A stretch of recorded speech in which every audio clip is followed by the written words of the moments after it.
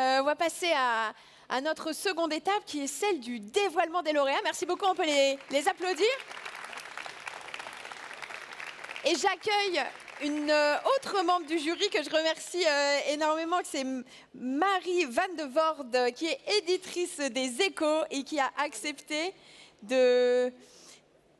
d'intégrer ce jury et donc d'aller regarder dans la machine des startups à impact. Ah si, il fonctionne. Bon, bonsoir Caroline. Super. Bonsoir et donc encore merci d'avoir regardé ces entreprises de près et d'avoir participé à ce jury pour faire émerger les 40. Écoute, c'était un plaisir pour moi aussi, puisqu'effectivement, il y avait déjà quelques membres du jury sur scène juste avant. Pour les Échos, ça a été un peu une évidence pour nous d'être là avec vous ce soir et puis de faire partie de ce jury. Les Échos, c'est un acteur majeur dans l'écosystème des startups. On est effectivement très suivi dans l'écosystème avec notre newsletter hebdomadaire, des journalistes vraiment reconnus. Et puis, on essaye aussi, depuis bien plus longtemps que ça, d'accompagner les décideurs dans leur transformation au pluriel. Et je vais rien apprendre à personne. On est face à celle qui est la plus inédite, les changements climatiques, écologiques et sociaux. Donc voilà, c'était une évidence pour nous d'être là ce soir et puis aussi de s'associer au mouvement Impact France.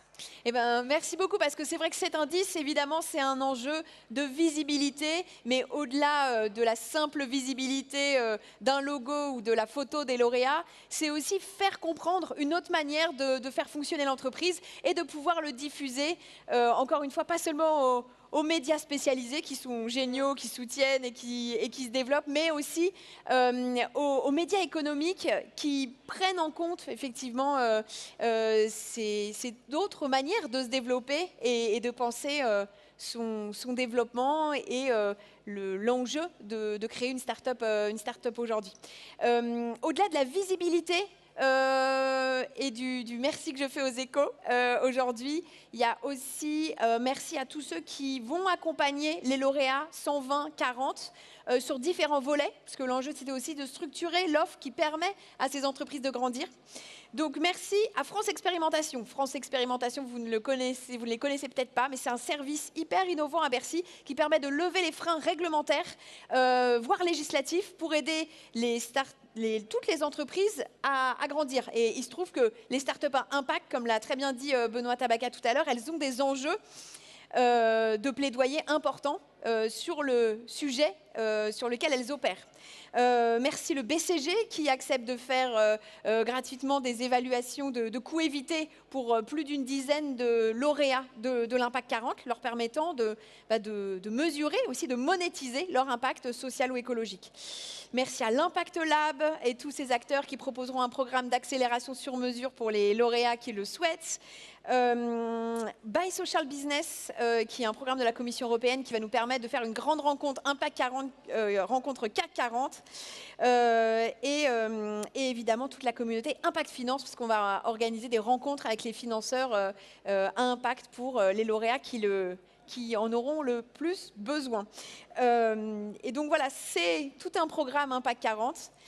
Et donc la question, c'est qui va être lauréat aujourd'hui de cette première promotion. Et donc j'invite à ce qu'on affiche pour la première fois les lauréats.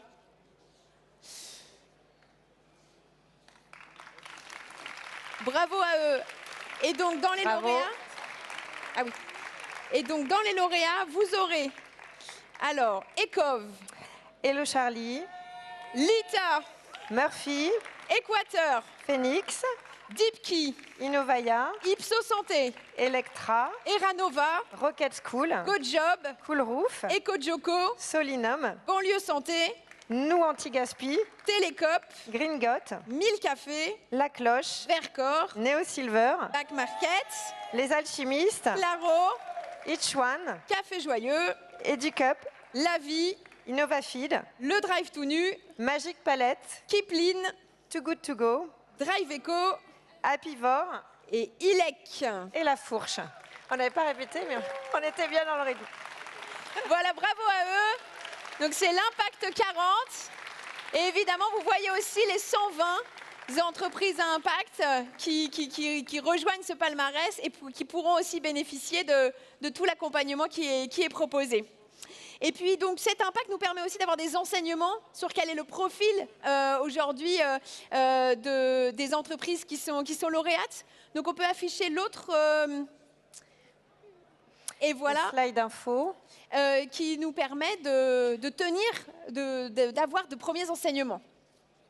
Alors, on démarre comment peut-être par les chiffres un peu sonnants et trébuchants.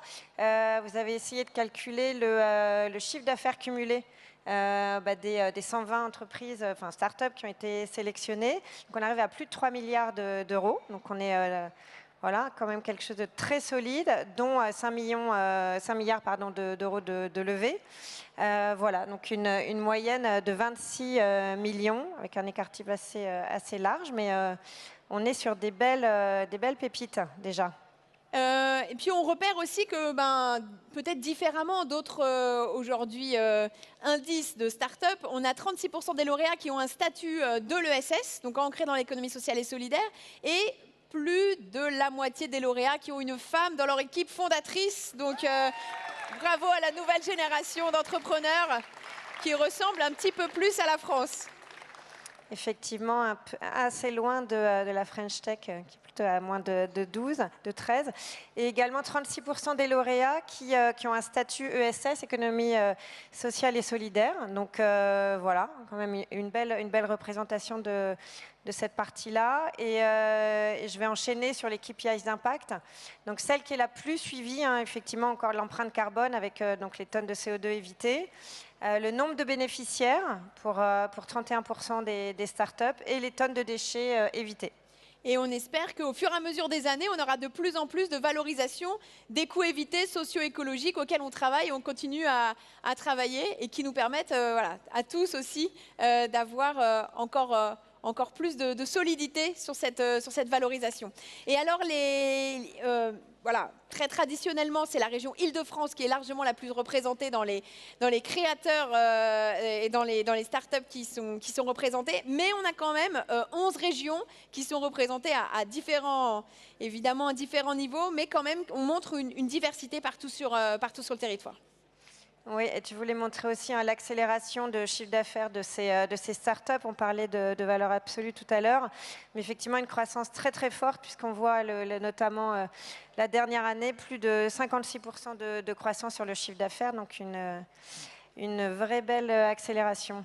Et qui était un enjeu de pouvoir montrer justement, si on se dit des futures licornes à impact, c'est évidemment des entreprises qui sont dans un fort développement de leur impact, mais évidemment accompagnées par une solidité, une robustesse du modèle économique derrière.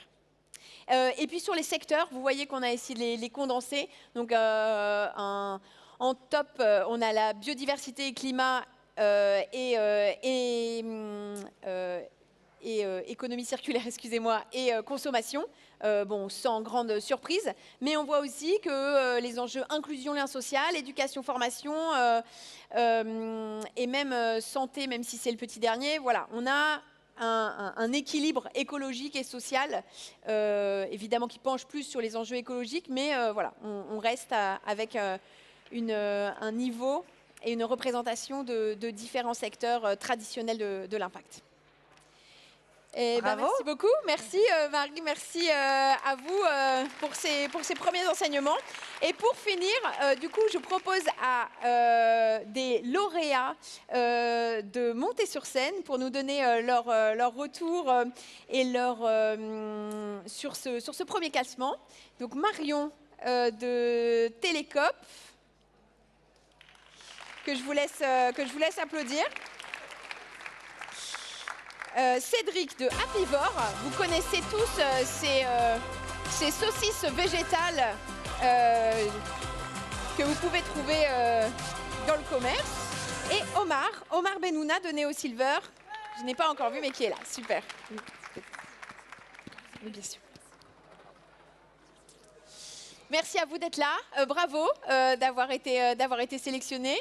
Et donc du coup très rapidement, je vous demande de présenter votre structure et la réaction du coup que vous avez sur votre sélection à ce premier palmarès. Marion. Je me lance. Eh bien, merci beaucoup pour ça. Alors, Télécoop, c'est un opérateur télécom coopératif, un opérateur d'intérêt général. Puisqu'en fait, nous, votre forfait, concrètement, il sert à la transition environnementale du numérique. C'est 10% de ce que les gens dépensent chez nous qui sont servis concrètement à rendre le secteur du numérique à la hauteur des enjeux climatiques. Puisque je rappelle que même aujourd'hui que le numérique, c'est 4% des gaz à effet de serre. Ça pourrait passer à 8% d'ici à 2025. Donc ça veut dire qu'aujourd'hui, le numérique ne sert pas concrètement la transition écologique. Et nous, en tant qu'opérateur télécom, on s'est dit qu'il fallait qu'on trouve des solutions à ça.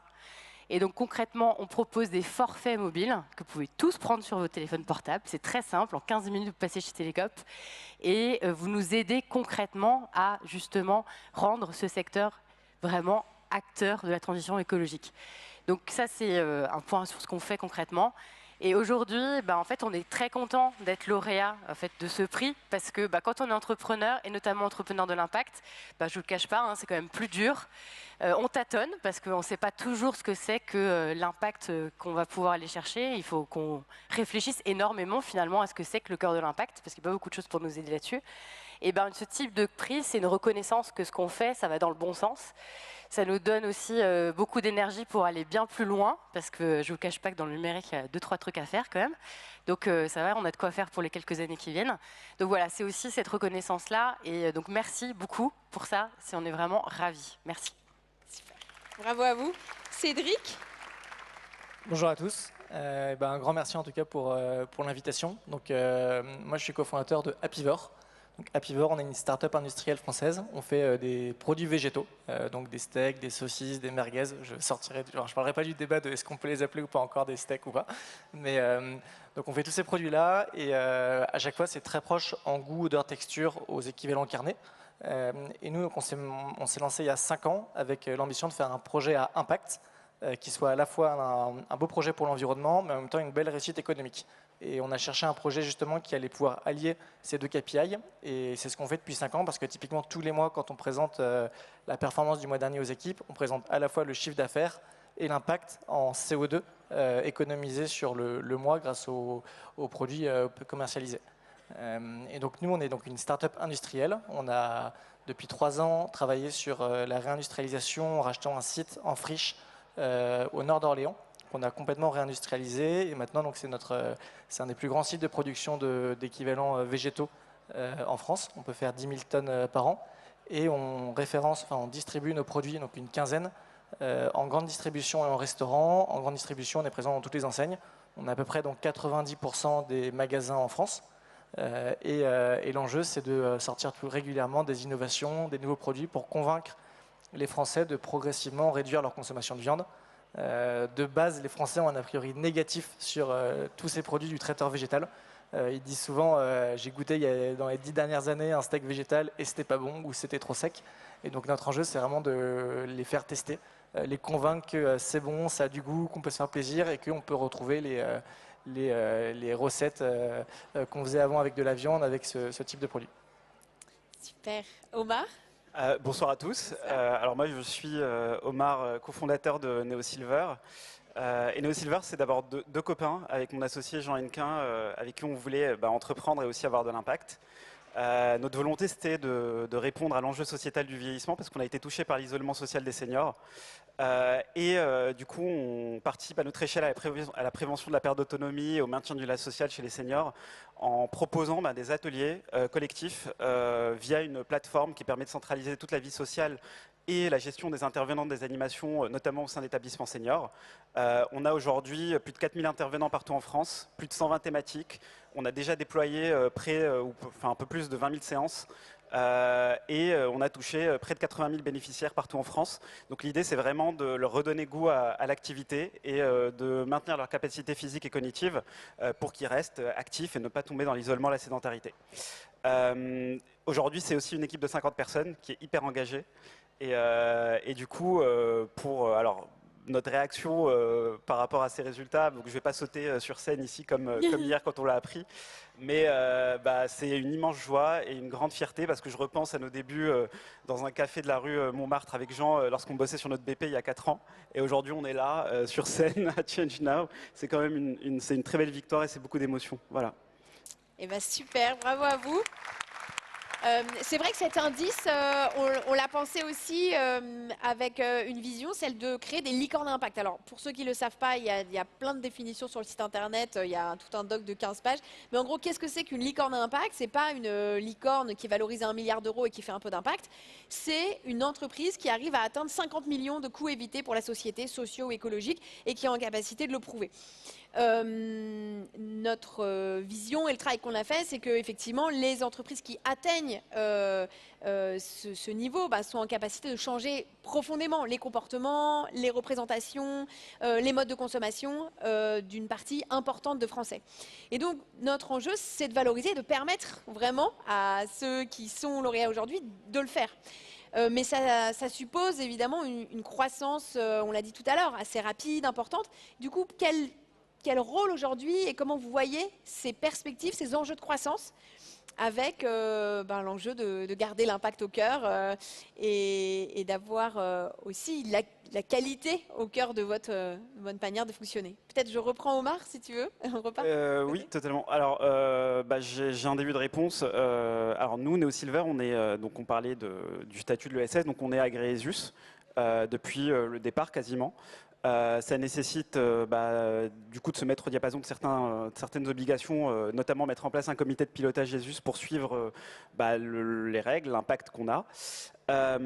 Et en fait, nous, on considère vraiment que donc on est impact par nature. Donc, ce qui veut dire que si on croit, on touche plus de bénéficiaires, on va aller chercher des bénéficiaires qui en ont besoin, qui ont besoin de notre service, et du coup, on va avoir plus d'impact. Donc, en réalité, nous, on est dans un modèle où l'impact et la croissance ne sont pas antagonistes, bien au contraire.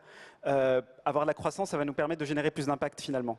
Voilà, donc je pense que les deux sont tout à fait peuvent être liés. Ouais, de notre côté, donc chez Apivore, pareil, la croissance et l'impact en fait sont complètement liés, parce que nous, donc chaque tonnes en fait de steaks végétaux qui sont vendus, c'est 30 fois plus, c'est 30 fois mieux d'un point de vue de carbone que des steaks de viande. C'est pour ça que nous, on va dire la croissance correspond aussi à une croissance de notre impact.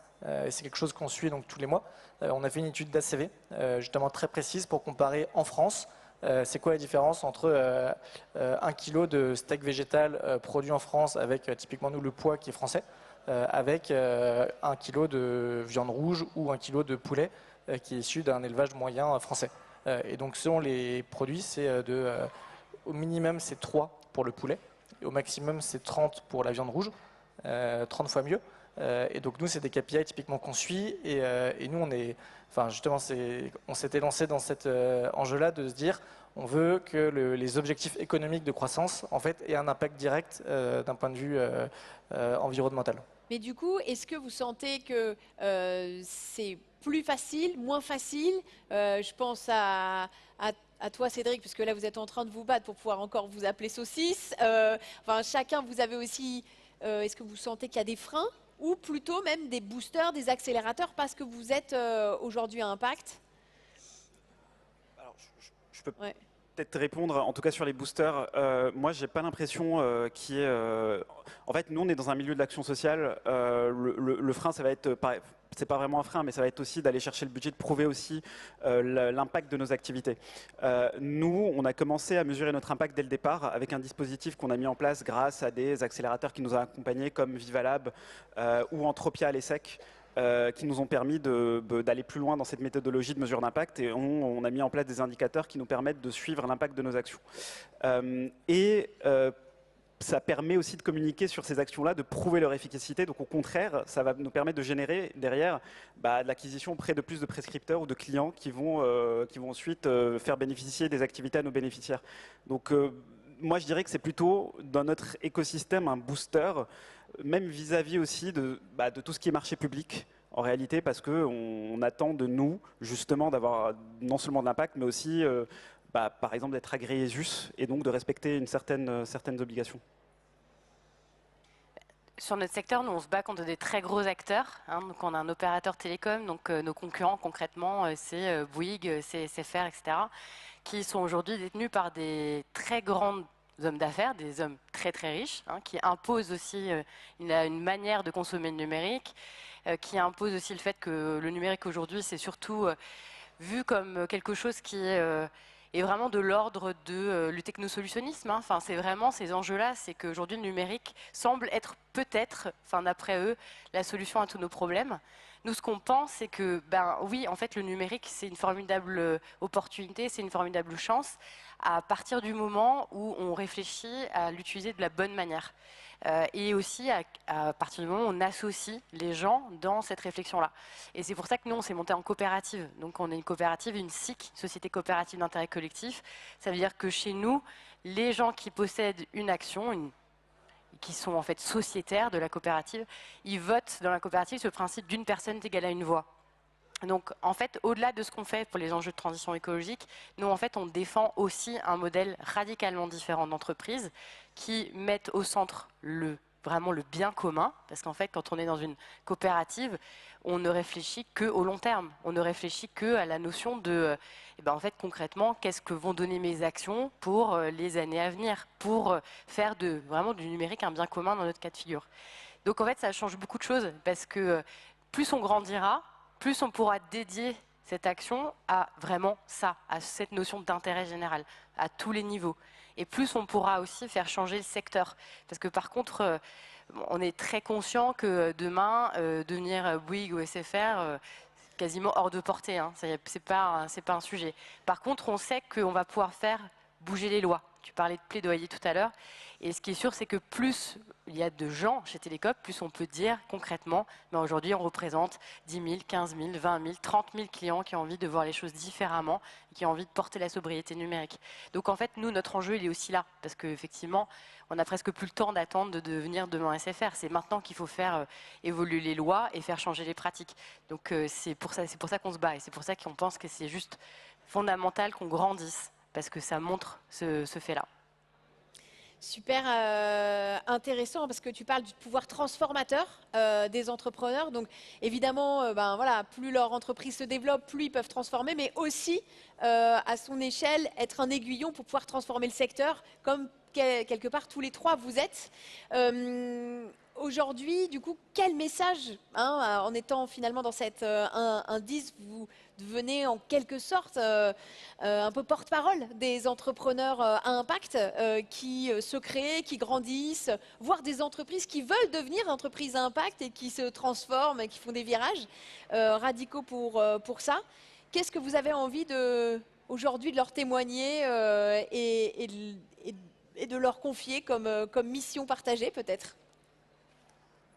Déjà, il faut se lancer et c'est super important de se lancer. Et tous les projets à impact sont par définition challenging au début, parce que sinon ça aurait été fait avant et il y aurait déjà eu l'impact sur la société. Et ensuite, il faut y aller. Aujourd'hui, on est dans un contexte où les gens sont beaucoup plus sensibles aux projets à impact. Déjà, il y a beaucoup plus de facilité à lever des fonds, et après, les gens sont beaucoup plus ouverts qu'il y a 5 ou 10 ans. Nous, typiquement, avec les steaks végétaux, on le voit, quand on s'est lancé il y a 5 ans, c'était très très dur de rentrer dans un magasin.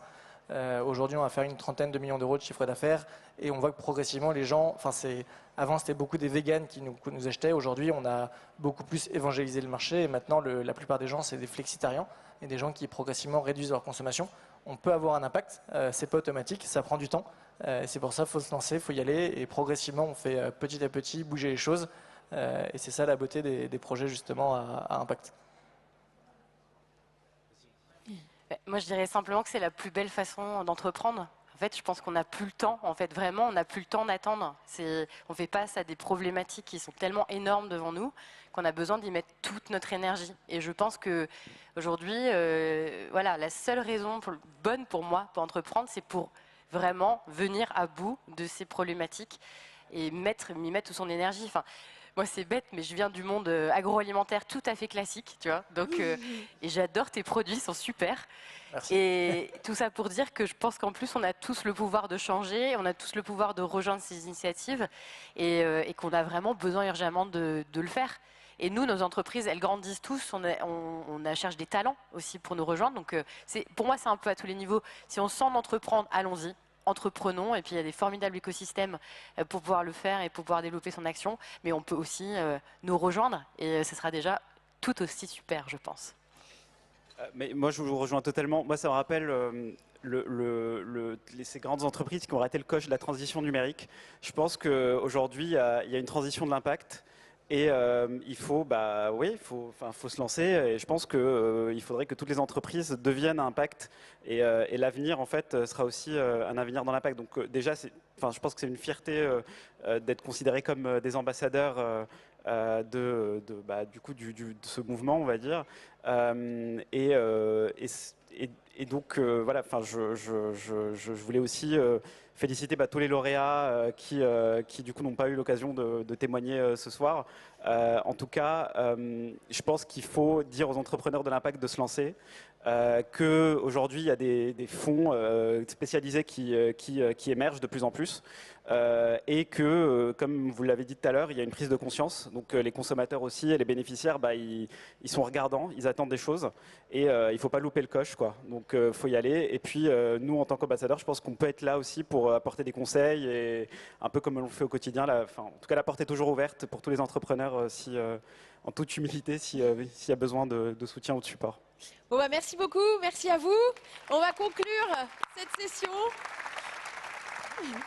On va conclure et j'appelle, pour conclure, celui sans qui nous ne serions pas là, Santiago Lefebvre, créateur, fondateur de Change Now, et qui, dans sa semaine très cool, la semaine dernière, a accepté de prendre un peu de temps pour être membre de ce jury. Alors, Santiago, Impact 40. Déjà, je voulais te féliciter et féliciter aussi l'ensemble du mouvement parce que franchement, c'est une super initiative, Impact 40 et 120.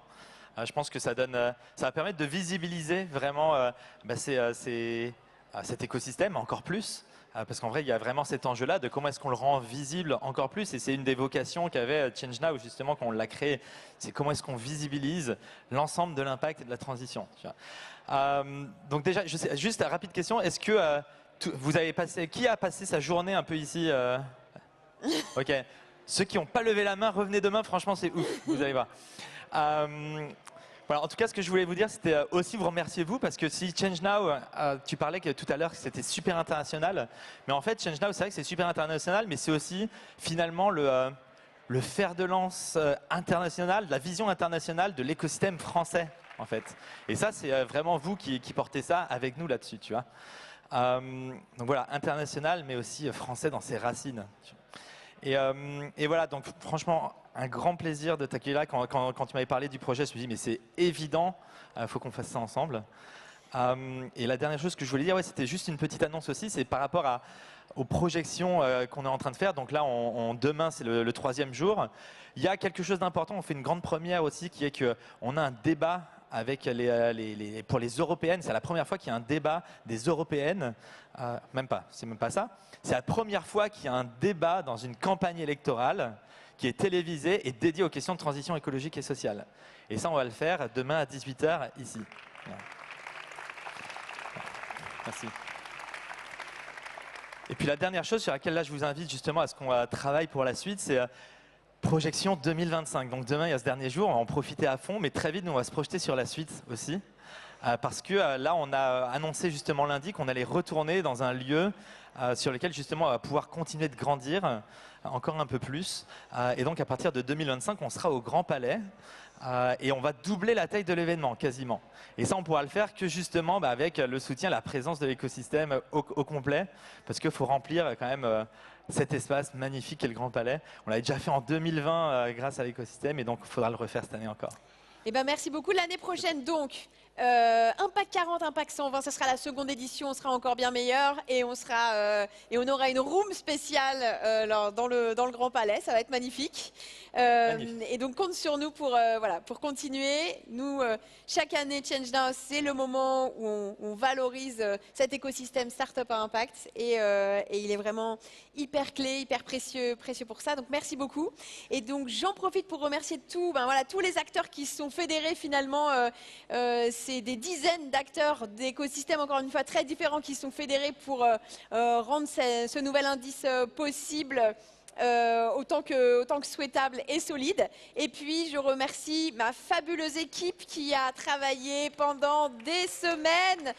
Je remercie Octave qui peut venir sur scène, qui est vraiment, qui est directeur de l'Impact Lab d'Impact France et qui a œuvré de main de maître pour que ça soit, ça fonctionne extrêmement bien. Je remercie Flora bien sûr qui va venir sur scène et qui organise ça, et puis toutes leurs équipes, Louise, Inès, voilà, qui travaillent avec eux. Parce que c'est un projet en coalition, mais c'est un projet aussi mené de main de maître par l'équipe d'Impact France avec grand professionnalisme. Donc merci beaucoup à tous, à l'année prochaine.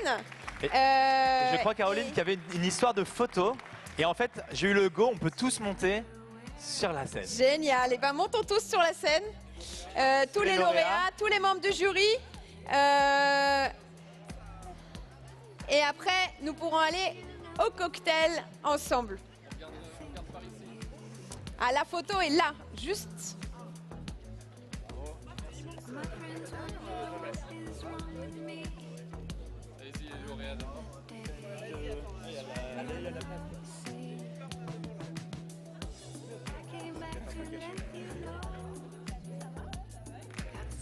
Mets-toi devant, mets-toi devant, mets-toi devant. Oui, oui, bien sûr.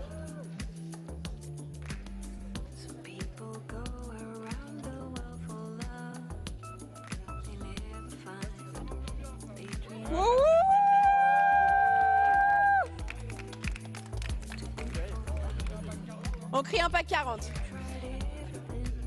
Vas-y. Impact 40. Non, ça va pas. Oh, vas-y.